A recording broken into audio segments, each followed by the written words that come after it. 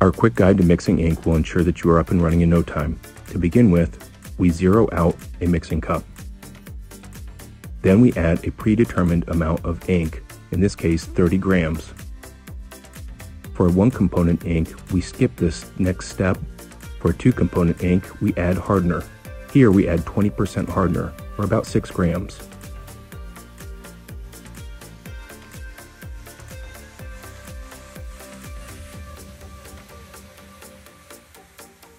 We mix the ink mixture with hardener for about 1 minute.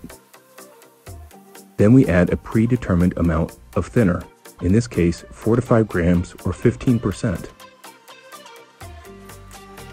We slowly begin to mix the thinner and the mixture together to avoid splashing.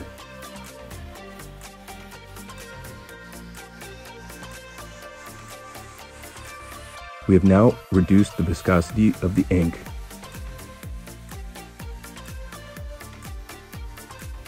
Next, we add the ink to the ink cup.